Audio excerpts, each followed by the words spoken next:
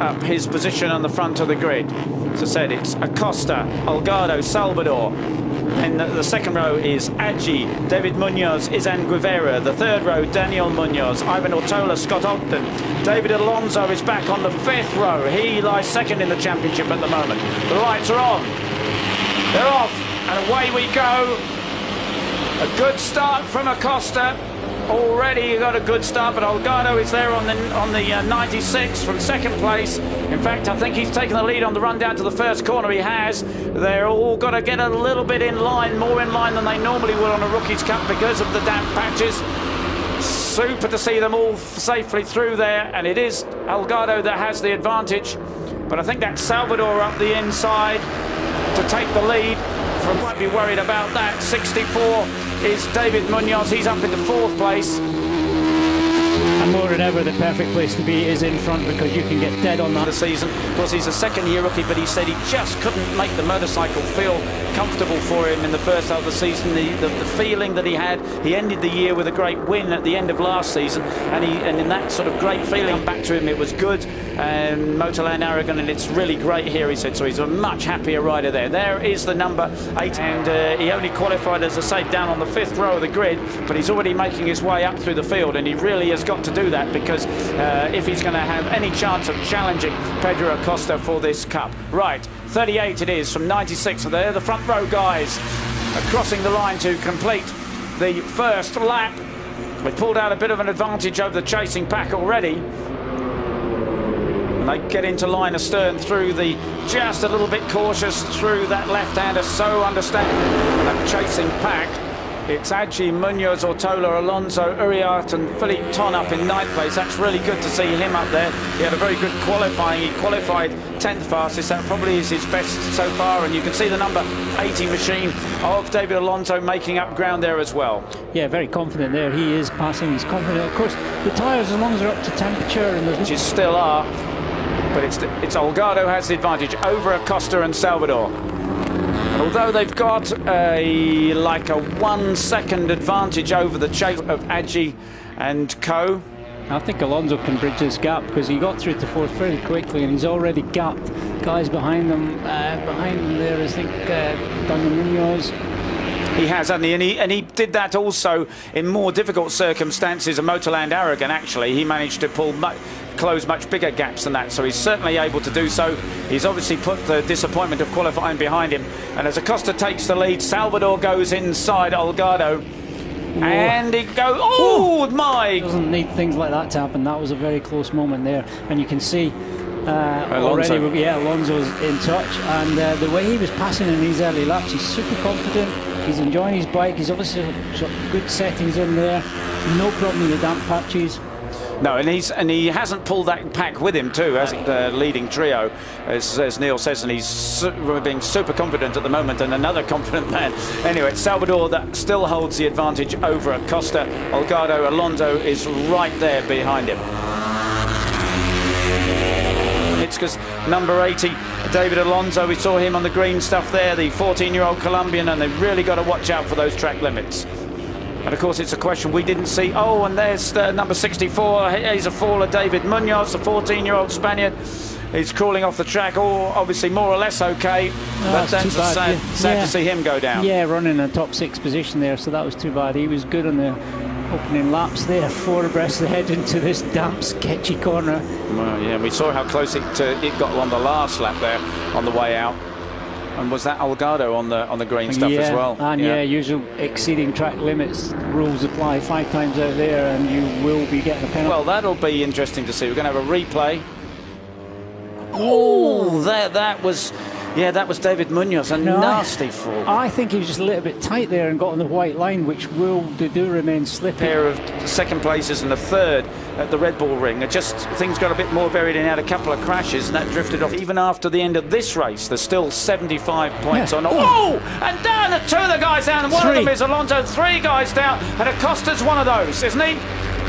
Acosta was leading the last. Was it Holgado? Definitely. No. It's Salvador. It's Salvador way ahead, and that has turned things around because that is Acosta down, but so has Alonso gone down. Hopefully they're all right, but it's now so it just shows. And there is Holgado. He's got going again. Acosta and Alonso. That's quite badly damaged. Yeah, so there's things hanging off that bike. Yeah, complete turnaround then. So it's Salvador from Ortola, Aji, Uriart, Ton, Ogden, Van Aert, Fire, Guevara, and David Munoz. My goodness Salvador gracious be totally unaware of this as well, because the 3-bike crash was right behind him. And I'm sure we will see a replay of that. And there's Acosta's not going anywhere, is he? He's definitely out. He's not going anywhere. And David Alonso, we saw, and he's got that something dragging on the the tyres, isn't it? Fairing dragging on the. I don't know, but he'll probably see it from his pit signal. But if he takes a look over his shoulder, he'll see that instead of having a pack chasing him, there's the others are a long way back. In fact, it's 3 seconds back they are now. So, catch a breath for a moment. It's David Salvador that leads, and then we'll see a replay. Comes through the right and the left. This long hanging left-hander here, and I think there's just was it Acosta that? I think it was Salvador. It was David Alonso that went first on the number 80. Yeah, just early on. Yeah, very early on. That was a lot earlier than the Munoz crash the lap before, and just obviously a damp patch there. They're getting hard on the throttle. Maybe even just clipped that white line. Yeah. Which in normal, perfectly dry, warm conditions decreases quite a lot. It's best to be safe. You need to be more upright on the paint. Off it and there comes Acosta. He's on his way back on the year. He was sort of 5th, 16th, 7th, 5th, but he's come strong now, and he's got a really good run. He's still only 7th in the crash for these 3 riders, as was for Munoz on the lap before, and everyone perfectly okay. And as you said, still 75 points into second, 45 points behind. And I see that Marcus Uriarte on the 89 machine is up into second place, but he 90. I think it is Colin Fire. Yes, you're right. It's.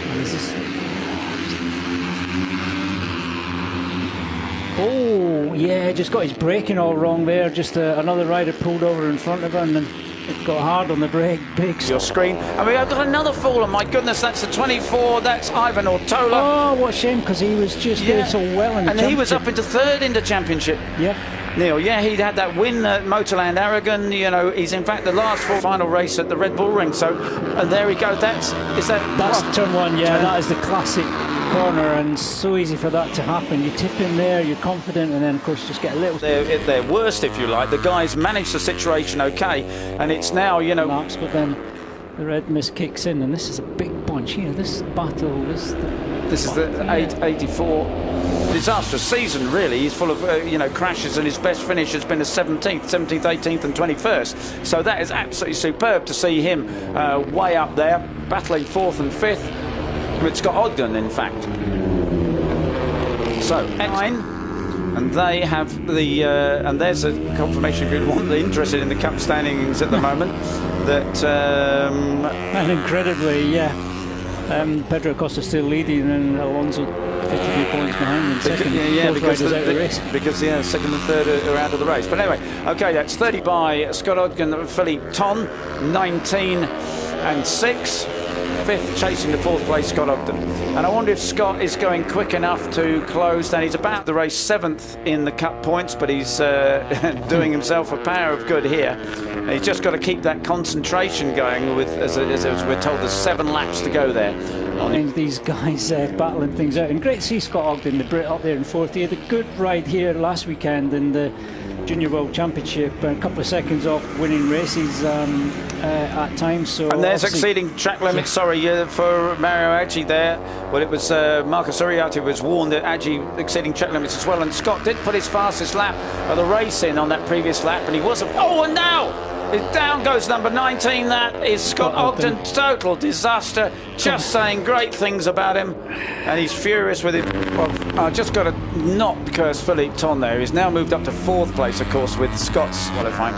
It's great to see. Oh, and this battle is raging, isn't it, for 2nd and 3rd place? And it's still, I thought, actually for Guevara, and he's down in 8th place, so he's in this pack here, and he's going to have the long lap penalty. But Mario Aji said he had a good time last weekend. But the Guevara is on 33, who you can expect to see take a long lap penalty. And that's 89. That's Marcus Uriarte. And what's happened to him?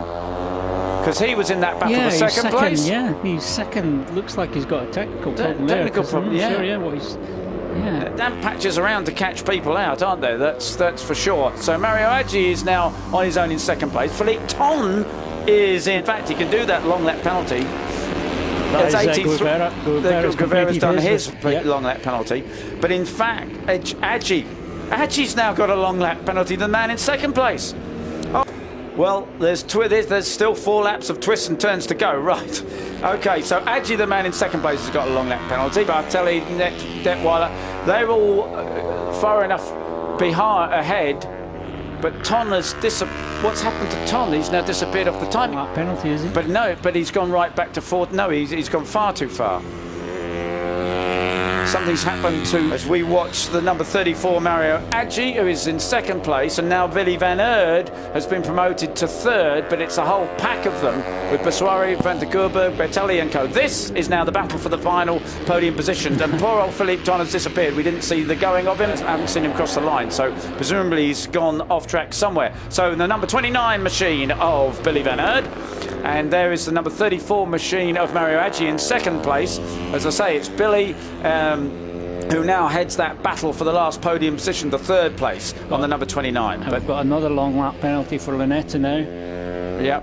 And did we see actually Mario Aji perform a long lap? No, because he's still in second position. So, he's got a bit, just not the season we expected, but really nice to see him having the podium position. Right, my goodness gracious me. 12 laps down, and the number 38 of David Salvador has the advantage. There's the number 34. And as you say, Luca Lunetta, 58, a long lap penalty. The 34 of Mario Aji. And here is that battle for the last of the podium position. And at the moment, Willy van Aert now has got away from that chasing pack. I'm not sure Aji has done his long lap penalty. No. And there's somebody else who's that on the number 7. That's Daniel Munoz going way wide. If you're going to run wide, and that's the 84 there of Zonta van der Gerberg. He's currently in 4th place, chasing Willy van Aert, who at the moment is 3rd with the last podium position. And Ton, as we've notified that Ton, a tragedy because it was by far his best result, and he was riding absolutely brilliantly. Mario Aji in second place, and the only question, as Neil said, is has he done his long lap penalty? He can afford to do it because, you know, he's 13 seconds in front of Willy van Aert. Yeah, the long lap penalty normally equates to about 3 seconds. You'd look. It's not an onerous one here. It's actually quite a short long lap, so it wouldn't be any a short long lap. Yeah, it wouldn't be any problem for him. Now, of course, if he still has to do his board, he will be getting another warning. And there was actually somebody league who is 6th at the moment, and Alex Skrieg, on the number 11, the 16-year-old best result as well at the moment. He's in 6th place on the number 11. There he goes, just really missing out. David Salvador limits. Well, don't do anything silly, David, because why are you exceeding the track limits? You're leaving the race by 8 seconds. And 34, so Mario Aji, there's the answer. Neil, he hadn't taken the lap penalty. He now has, but he's come out, of course, still well in front of that chasing pack. So with 2 laps to go. So literally, because no issues led for so many laps, and so many of the riders just getting caught out. Keep off the green stuff. Well, if he did that on this lap, it would be it'd be dropping position, wouldn't it? Which would be even worse. That's right. But if he's deemed 28, of course, is Matteo Bertelli, a lovely mix of national. Goes like this, he can do everything but win the championship, because there's 75 points on offer once this race is over. 38, David Salvador, Mario Aji.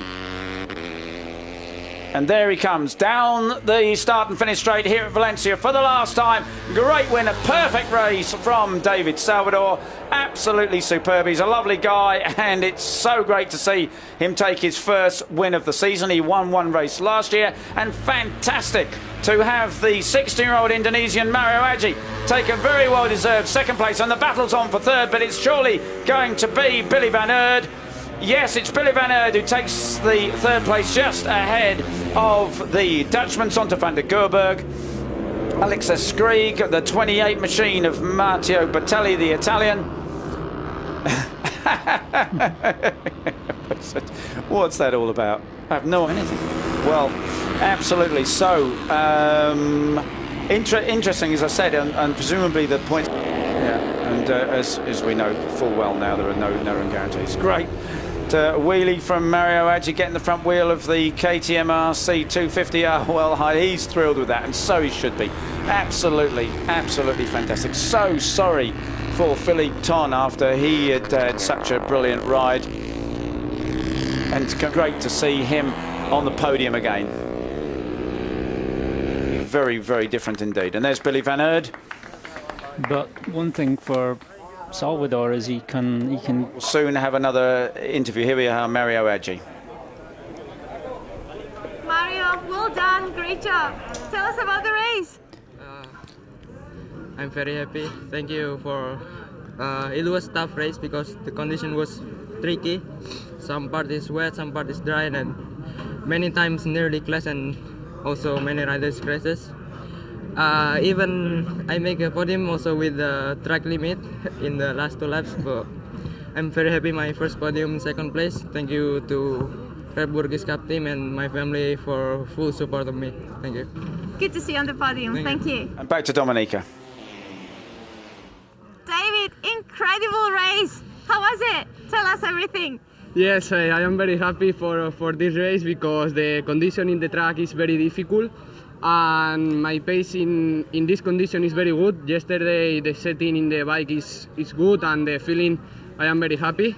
And this victory is amazing for me. Thank you to all the people support for me, and my friends, my family, all the people in the Red Bull Rookies Cup team, the Clinica Mobile, because the last week I have the big crash in the last corner here, but today it's amazing, and enjoy this race, and thank you to all support for me.